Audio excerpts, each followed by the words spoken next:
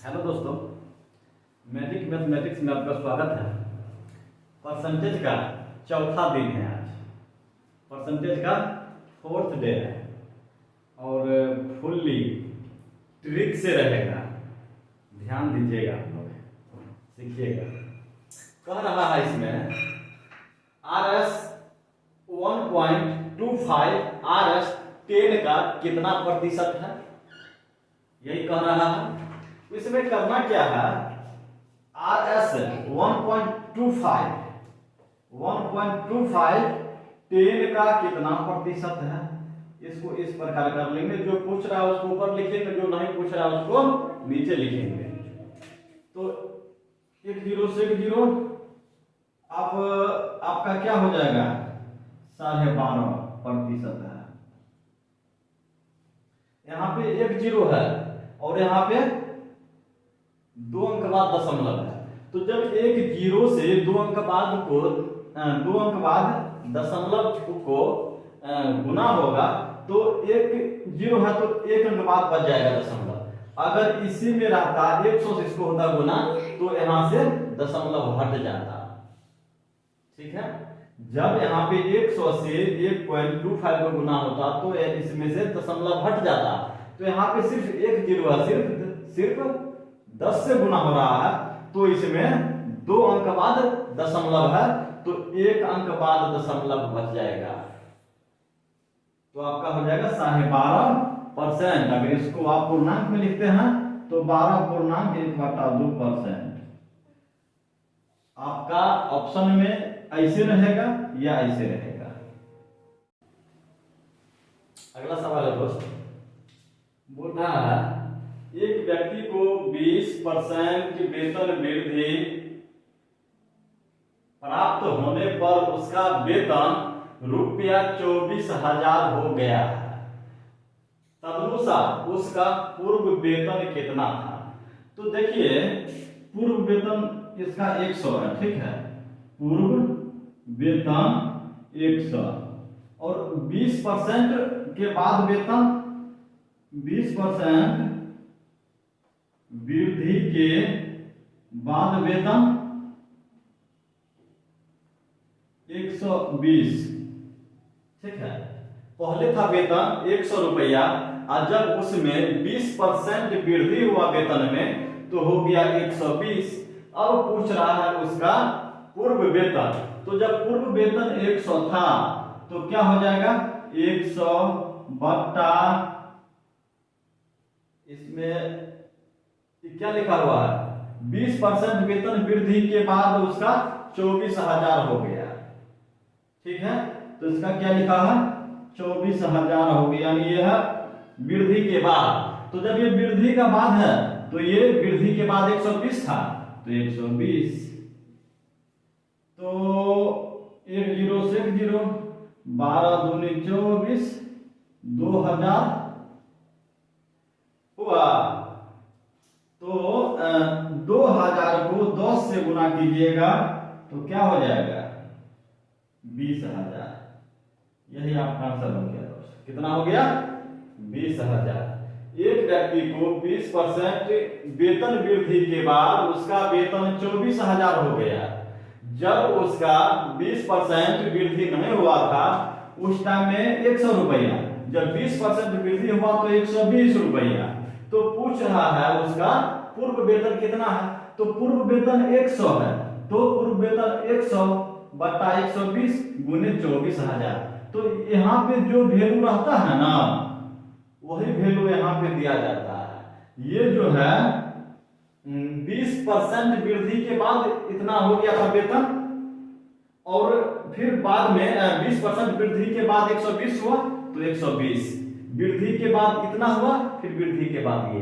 तो इसीलिए हम यहाँ पे 120 दिए हैं। अगर यहाँ पे रहता पूर्व वेतन और वृद्धि के बाद वेतन को मिलाकर अगर यहाँ पे रहता तो हम ये दोनों को हम जोड़ के यहाँ पे लिखते। नेक्स्ट क्वेश्चन है आपका, नेक्स्ट है आपका दोस्त, कह रहा है वार्षिक परीक्षा में प्रियांशी को गणित में दिव्यांशु से 10% अंक मिले, प्रियांशी को 81 अंक मिले तो दिव्यांशु का अंक कितना है? तो दिव्यांशु का मान लीजिए x, ठीक है। दिव्यांशु का अंक x है, तो प्रियांशी को जो है दिव्यांशु से 10% कम मिले हैं, तो x का 10% उसका जो कम है तो 90/100 इक्वल 81, ठीक है। 1 0 से 1 0, 9 81, 10 90। दिव्यांशु का अंक कितना है? 90। x का वैल्यू हो गया 90। x का वैल्यू कितना हुआ? 90। नेक्स्ट क्वेश्चन है दोस्त, यदि किसी विद्यालय में 60% विद्यार्थी लड़के और लड़कियों की संख्या 812 है, तो विद्यालय में कुल कितने लड़के हैं? तो विद्यालय में कुल कितने लड़के हैं? तो जब 60% विद्यार्थी लड़के हैं तो लड़की की संख्या 40%, 100% में 60% विद्यार्थी लड़के हैं तो लड़की की संख्या 40%। तो 40% लड़की है और लड़की की संख्या 812 दिया हुआ है, तो इससे आपको निकलेगा टोटल स्टूडेंट। इससे क्या निकलेगा? टोटल स्टूडेंट निकलेगा। इससे टोटल स्टूडेंट निकलेगा। टोटल स्टूडेंट निकलेगा। तो ये जो परसेंट है इसके बदला में डबल जीरो दे दीजिए और इसमें आप 40 से भाग दे दीजिए। 1 0 से 1 0, यहाँ जाएगा 4 दूनी 8, 0, 4 दिया 12, 0, 2030 स्टूडेंट टोटल। अब पूछ रहा तो विद्यालय में कुल कितने लड़के हैं? तो विद्यालय में कुल कितने लड़के हैं? तो लड़का का संख्या 60% है, परसेंट में दिया हुआ है, तो नंबर ऑफ बॉयज कितना हो जाएगा? इसमें हो जाएगा 2030 का 60%। ई 2 0 से 2 0, तो क्या हो गया? 36 18 का 88 1, ये हो गया 1, और 6 दूनी 12, 118 वो बॉयज है। 1218 बॉयज है।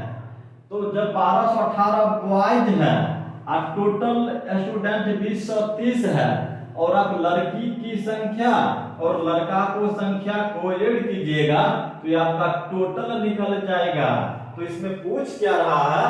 तो लड़के की संख्या पूछ रहा है, नंबर ऑफ बॉयज पूछ रहा है, तो 2030 का 60% कर दीजिए ना, तो यही तो आपका हो जाएगा लड़के की संख्या। आपका नेक्स्ट क्वेश्चन है,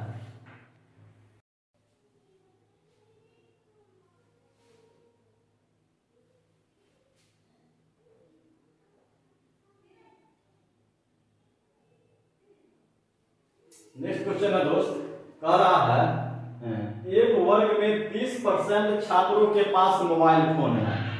एक वर्ग में 30% छात्रों के पास मोबाइल फोन है। मोबाइल फोन रखने वाले छात्रों में से 10% के पास ब्लूटूथ सुविधा है। यदि वर्ग में 200 छात्र है तो कितने छात्रों के पास ब्लूटूथ सुविधा है? कितने छात्रों के पास ब्लूटूथ सुविधा है? तो इसमें करना क्या है? इसमें आप देख लीजिए टोटल छात्र कितना है? 200 है, ठीक है। अब 200 में 30% छात्र के पास मोबाइल फोन है, तो 30% के पास मोबाइल फोन है, ठीक है। अब इसमें कह रहा है मोबाइल फोन रखने वाले छात्रों में से 10% के पास ब्लूटूथ सुविधा है, तो ये निकल गया आपका मोबाइल फोन रखने वाले की संख्या। अब इसमें से 10% के पास ब्लूटूथ सुविधा है, तो कितने छात्रों के पास ब्लूटूथ सुविधा है? तो ई 2 0 से ई 2 0, अब ई 2 0 से ई 2 0, तो 6 स्टूडेंट के पास ब्लूटूथ सुविधा है। 6 स्टूडेंट के पास ब्लूटूथ सुविधा है। नेक्स्ट क्वेश्चन है आपका, नेक्स्ट क्वेश्चन बोल रहा है दोस्त, किसी आभूषण में सोने और चांदी का अनुपात 3:2 है। सोने और चांदी का अनुपात 3:2 है। तो आभूषण में सोने का प्रतिशत क्या है? तो इसमें देखिए, गोल्ड अनुपात सिल्वर का कितना है? 3:2। ठीक है। अब इसमें पूछ रहा है किसका? गोल्ड का पूछ रहा है, गोल्ड का प्रतिशत पूछ रहा है। तो क्या हो जाएगा? Percentage of gold. तो गोल्ड का कितना? 3 है, गुने 100 बट्टा 3×2 5 प्रतिशत पूछ रहा है। तो जो पूछ रहा है उसको ऊपर लिखा जाता है। तो 5 20 3 60% है दोस्त। 60% सोना है, 60% सोना है। आपका नेक्स्ट क्वेश्चन है, नेक्स्ट क्वेश्चन है दोस्त, एक व्यक्ति अपनी आय का 30% भोजन पर खर्च करता है, 20% बच्चों की शिक्षा पर खर्च करता है और शेष का 60% घर के रेंट पर खर्च करते हैं। अब उसके पास आय का कितना प्रतिशत शेष बचा है? आय का कितना प्रतिशत शेष बचा है? तो 30% भोजन पर, यानी आय का 30% भोजन पर और आय का 20% बच्चों की शिक्षा पर। यहाँ पे तो कुछ नहीं लिखा हुआ है शेष का कि आय पर, तो यहाँ पे आय पर छुपा हुआ है, बात को पकड़ना पड़ेगा। तो 30% भोजन पर और 20% बच्चों की शिक्षा पर। तो 30 20 50% उसका खत्म हो गया। ठीक है, 30 20 50% उसका खत्म हो गया। भोजन प्लस शिक्षा इक्वल 30 प्लस 20 इक्वल 50% उसका खत्म हो गया। ठीक है। अब शेष कितना बचा? शेष इसका बच गया 100 माइनस 50 बराबर 50% इसका शेष बच गया है। 100 में 50% उसका शेष बच गया, यानी आधा उसका शेष बच गया। अगर शेष का 60% घर के रेंट पर खर्च करता है तो अब उसके पास आय का कितना प्रतिशत शेष बचा? ठीक है, तो शेष कितना बचा? 50 का 60% किराए पर है ना, रेंट पर, किराए पर। तो E2 0 से E2 0, इसका 30 इसका हो गया खत्म। 50 में से 30 उसका खत्म हो गया। अब कितना बचा? 20। तो उसके पास जब यह हो गया 50 और 30 80% खत्म हो गया, तो उसके पास बचा कितना? 100 में 20% बचा। 100 में 20% बचा। ठीक है। अब उसके पास 20% शेष बचा। आपका नेक्स्ट क्वेश्चन है, नेक्स्ट क्वेश्चन है, इसमें बोल रहा है एक खिलौने की रेट 20% बढ़ाने पर खिलौने की बिक्री की संख्या में 15% की कमी आ गई। उसके बाद खिलौने की बिक्री पर क्या प्रभाव पड़ेगा? तो ये 20% पहले बढ़ाया, तो 20% हम बढ़ा दिए, फिर 15% की क्या किया? कमी किया, तो -15 कर दिए, फिर प्लस माइनस माइनस कर दिए। 20 गुने 15 बट्टा 100। ठीक है। तो ये 20 पंचे 100, 5 दिया 15। अब क्या हुआ? ये हो गया 20 माइनस 15 और 3 18 बराबर 2% का वृद्धि। क्या होगा? 2% का वृद्धि हुआ, 2% का वृद्धि। अब इसको जो बनाते हैं कैसे, a plus B plus A B बट्टा 100 पर बनाते हैं। तो अब इसमें एक माइनस है तो हम यहां भी माइनस दिए हैं। तो ध्यान में रखना है कि अब माइनस इसको हो या ये हो, जब एक माइनस होगा तो यहां भी माइनस हो जाएगा, ठीक है। जब माइनस इसमें हो या इसमें हो तो क्या यहां भी माइनस हो जाएगा। अगर दोनों आपका ईद में रहेगा मतलब प्लस में रहेगा तो यहाँ पे प्लस ही रहेगा। अगर दोनों माइनस में हो गया यहाँ भी तो यहाँ पे प्लस हो जाएगा। नेक्स्ट क्वेश्चन है आपका, नेक्स्ट क्वेश्चन है दोस्त, कह रहा मनीषा अपने आय का 35% भोजन पर और अपने आय का 5% बच्चों की शिक्षा पर खर्च करती है। तो जनवरी 2011 में उसने इन दोनों मदों पर 17,600 खर्च किए। उस महीने का उसका आय क्या है। तो अब देख लीजिए, ये जो यहाँ पे लिख दिया है जनवरी 2011 में उसने इन दोनों मदों पर 17,600 खर्च किए। यहाँ पे लिख सकता था ये भी कि इन दोनों मदों पर 17,600 खर्च किए। ये जो जनवरी 2011 लिख दिया वो स्टूडेंट को फंसाने के लिए लिख दिया, ठीक है। तो बहुत सारे स्टूडेंट ऐसे होंगे वो जनवरी 2011 को देखकर घबरा जाएंगे, लेकिन इससे हमको कोई मतलब नहीं है। तो मनीषा अपने आय का 35% भोजन पर खर्च की और अपने आय का 5% बच्चों की शिक्षा पर खर्च की। और उसने इन दोनों मदों पर 17,600 खर्च किए, है ना। 35 और 5 40% उसने खर्च की और ये जो है परसेंटेज 17,600 के बराबर है, ठीक है। तो इससे आपको निकल जाएगा क्या, टोटल अर्निंग। इससे आपको निकल जाएगा टोटल अर्निंग निकल जाएगा, मतलब कुल आय निकल जाएगा। इससे कुल आय निकल जाएगा, उस महीने का कुल आय निकल जाएगा। तो ये जो परसेंटेज है इसके बदला में यहाँ पर 2 जीरो लिख दीजिए ना और इसमें आप 40 से भाग दे दीजिए, आपका कुल आय उस महीने का निकल जाएगा। तो 1 जीरो से 1 जीरो, तो 4 चौका 16 और फिर 4 चौका 16 और फिर 1 2 3 जीरो।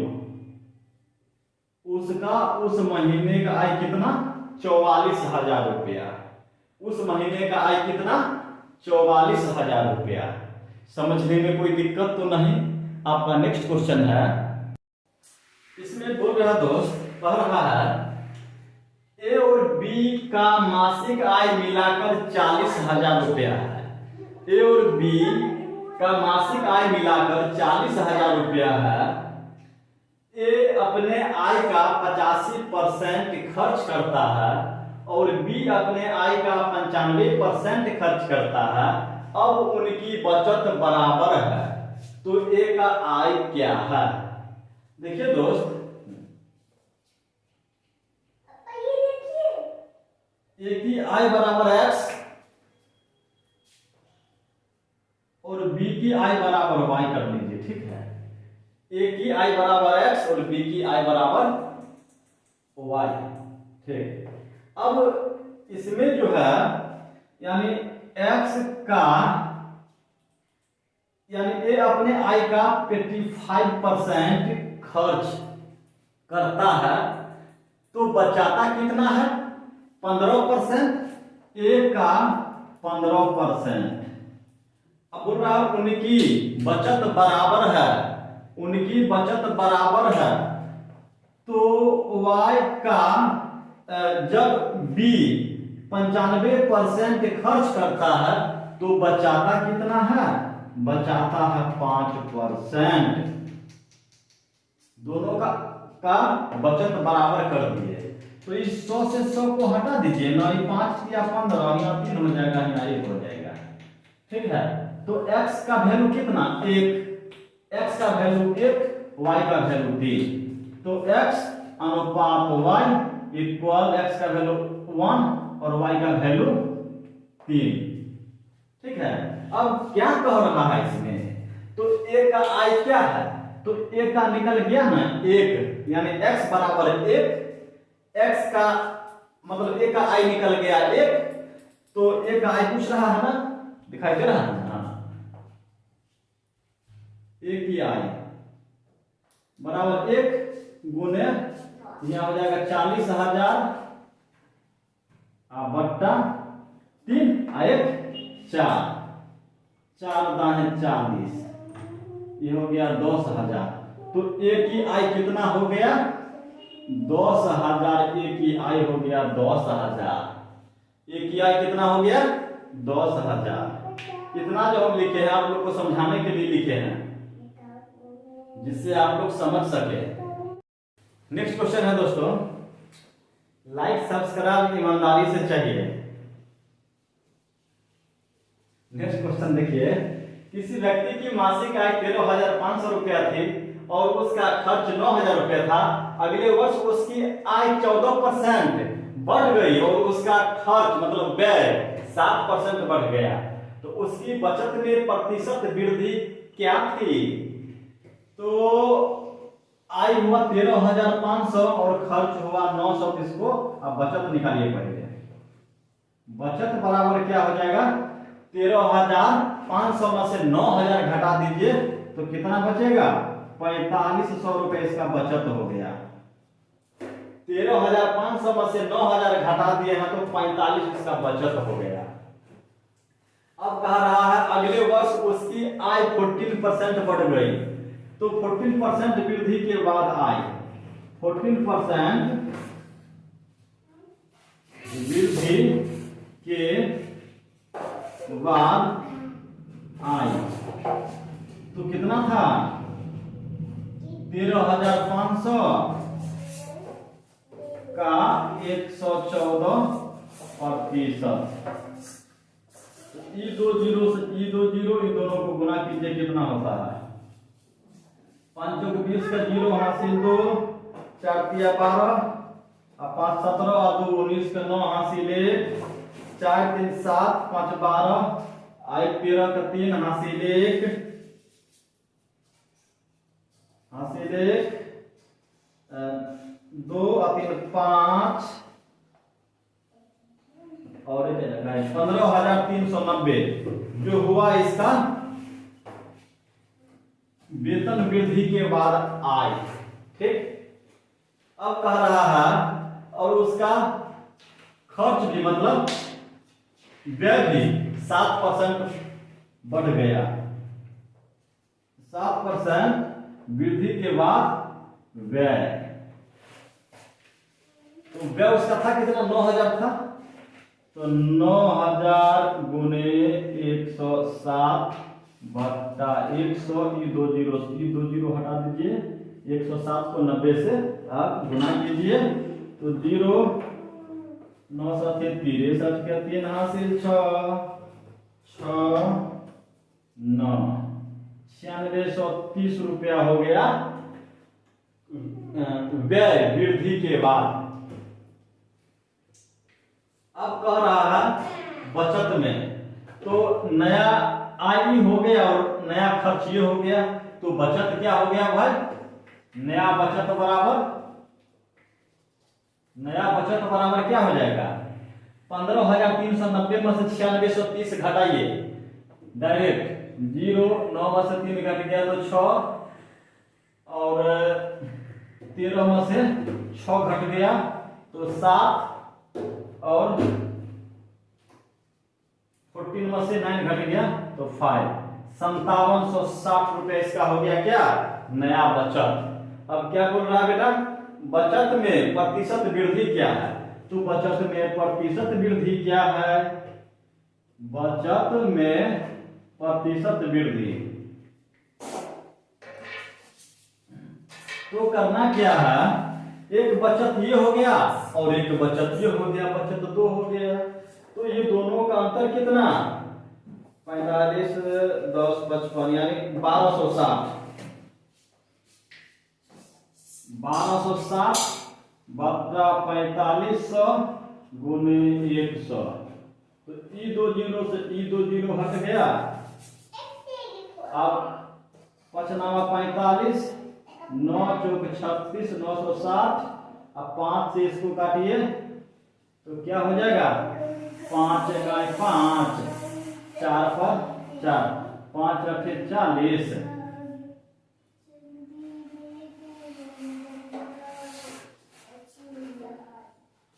5 रखे 40, 188% हो गया। कितना हो गया? इसको थोड़ा एक बार कीजिए, ट्राई कीजिए तो इसको जो काटने में ई 2 जीरो से ई 2 जीरो गया, ठीक है। अब 1260 में आप 45 से दीजिएगा, ये कैसे हो गया? ये नहीं होगा। तो 5 9 45, 9 एकाई 9, 3 पर 6, 9 चौक 36, 0, 140 होगा। अब 28 पंचे 140, 28% हो गया इसका दोस्त। बचत में प्रतिशत वृद्धि कितना हुआ? 28%। बचत में प्रतिशत वृद्धि 28%। समझने में कोई दिक्कत? और ये जो आप क्वेश्चन देख रहे हैं एसएससी सीजीएल में पूछा गया है। एसएससी सीजीएल का क्वेश्चन है ये। नेक्स्ट क्वेश्चन है आपका,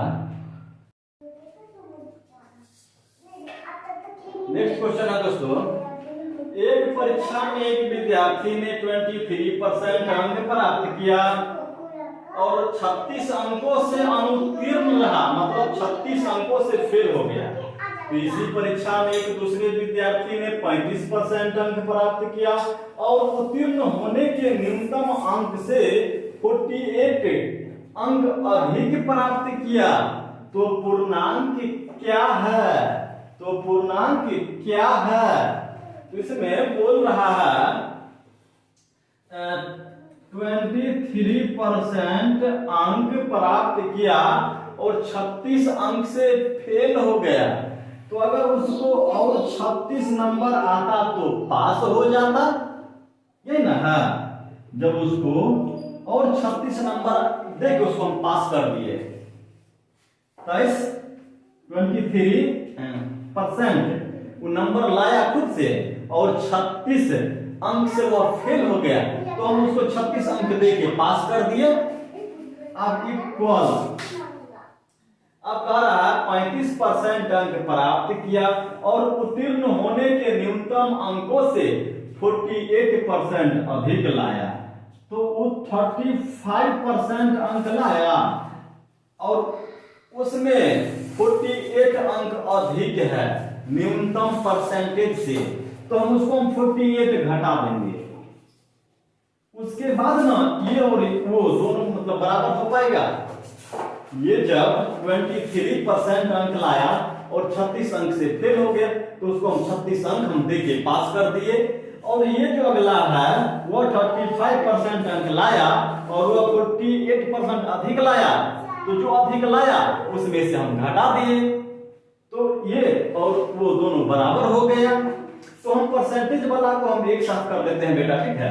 तो 23% अब इधर प्लस में है तो इक्वल के इस साइड आएगा तो माइनस में हो जाएगा, -35%। इधर आपका माइनस में है 48 तो माइनस नहीं रहेगा, और इक्वल के ये साइड आपका 36 प्लस में है तो उधर जाएगा तो माइनस में हो जाएगा, ठीक है। तो 5 में से 3 घट गया तो 2, और 3 में से 2 घट गया तो 1, -12% इक्वल 8 6 14 के 4 हाथ से 1 और 4 3 7 1 8 -84। तो माइनस से माइनस हटा दीजिए, ये परसेंट के बदला में 2 जीरो डाल दीजिए। अभी 12 से इसमें भाग दे दीजिए, 12 7 84। 700 नंबर का परीक्षा था, 700 नंबर का परीक्षा था। तो पूर्णांक ना पूछ रहा है, तो ये जो पूर्णांक पूछ रहा है वो 700 पूर्णांक का परीक्षा था। तो आपका आंसर क्या आ गया दोस्त? आपका आ गया 700। 700। नेक्स्ट क्वेश्चन आपके बोर्ड पर। नेक्स्ट क्वेश्चन है, मनीषा ने अपनी आय का 25% खाने पर, 20% किराया पर और 10% शिक्षा पर खर्च करती है। यदि 75 रुपये आयकर देने के बाद उसके पास 465 रुपया बचा हो तो उसकी आय कितनी है? दोस्त अगर आय निकालना हो ना, इस प्रकार का क्वेश्चन रहे, इसमें शेष का 10% इस पर, शेष का 20% उस पर। अगर ऐसा नहीं लिखा हो, अगर सिर्फ लिखा हो आय का 25% खाने पर, 20% किराया पर, 10% शिक्षा पर, तो उसको करना क्या है? तो 465 रुपया उसके पास बचा है अगर, और क्या 75 रुपया उसने आयकर देती है। अगर 75 रुपया आयकर नहीं देती तो उसके पास कितना बचता?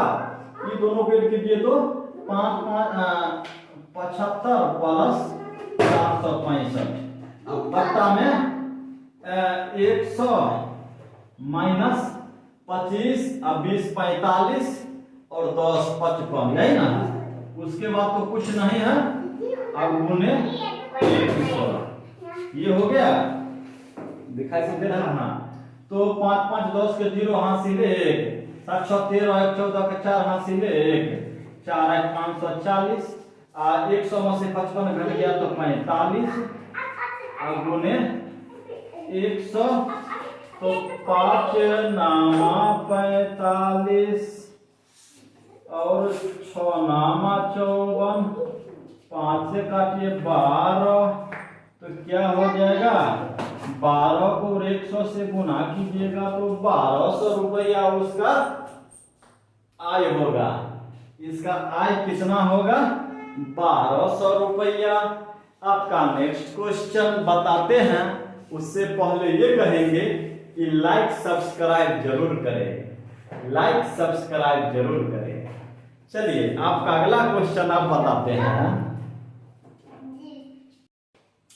नेक्स्ट क्वेश्चन, एक क्रिकेट टीम ने वर्ष में खेले गए कुल मैचों के 30% मैच जीते हैं।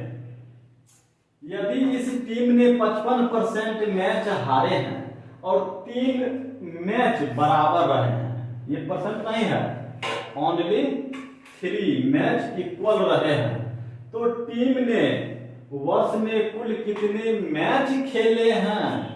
कुल कितने मैच खेले हैं? देखिए तो टोटल 100%, ठीक है, उसमें से 30% मैच जीता और 55% मैच हारा।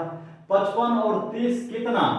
85, 85, तो -85% मैच उसने हारा और जीता, मिलके 85%, इक्वल 15% मैच। इसका मतलब क्या हुआ? ड्रॉ रहा 15%, यानी बराबर रहा 15%, तो 15% इक्वल 3, इसमें दिया हुआ 3 मैच बराबर रहा, तो ये परसेंटेज के बदला में 00 और बट्टा में 15, दूनी 30, तो 20 गो मैच खेला, तो कुल कितने मैच खेले? तो कुल 20 मैच खेले, कुल 20 मैच खेले। कोई समझने में दिक्कत? एक बार और समझिए, स्कूल स्टाफ का क्वेश्चन आता है, मैक्सिमम एग्जाम में ये क्वेश्चन पूछा गया, ये पूछा हुआ क्वेश्चन बता रहे हैं। करा एक क्रिकेट टीम ने वर्ष में खेले गए कुल मैचों के 30% मैच जीते हैं और 55% मैच हारे हैं, तो 55 और 30 85% ये हुआ, और 3 मैच बराबर रहा है। तो जब 85% 30% मैच जीता और 55% हारा, तो ये 85% हो गया। अब 100 में से 85% घट गया, तो इसका मतलब 15% बराबर रहा, 15% बराबर रहा, और इसमें दिया हुआ है बराबर की संख्या 3, तो 15% इक्वल 3, तो ये परसेंट के बदला में 2 जीरो और उसमें 15 से भाग दे देंगे, तो हमको टोटल मैच की संख्या निकलेगा, उसने 20 को मैच खेला। आपका नेक्स्ट क्वेश्चन है, नेक्स्ट है दोस्त, ए बी और सी के आय में 1:2:3 का अनुपात है, बी और सी का कुल आय 6000 है, तो सी की आय ए की आय से कितना प्रतिशत अधिक है? कह रहा है सी की आय ए की आय से कितना प्रतिशत अधिक है। तो इसका मतलब क्या, सी की आय और ए की आय में अंतर अधिक रहे या कम रहे, तो सी की आय और ए की आय में अंतर, तो सी की आय कितना 3 और ए की आय 1, तो 3 - 1 गुने कितना है 6000 है। अब कह रहा है बी और सी का आय है 6000, तो ये बी और सी ये कितना होगा 5 होगा। इन दोनों को मिलाकर बी और सी को मिला देंगे, जो वैल्यू यहाँ पे दिया हुआ रहता है ना वही वैल्यू यहाँ पे देना रहता है। तो यहाँ पे क्या है बी और सी का कुल आय 6000 है, तो हम इसमें भी बी और सी को हम जोड़ देंगे, ये बी है और सी को हम जोड़ के यहाँ पे लिखेंगे। तो 3 में से घटेगा तो 2/5 गुने 6000 ये हो गया। तो इसको कर दो, क्या हो जाएगा 12×5 = 60,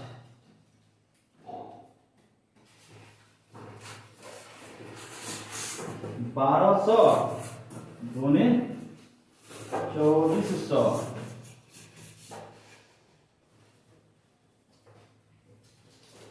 समझ में आया। तो 2400 रुपया अधिक है, सी की आय जो है ना ए की आय से 2400 रुपया अधिक है। अगर इसको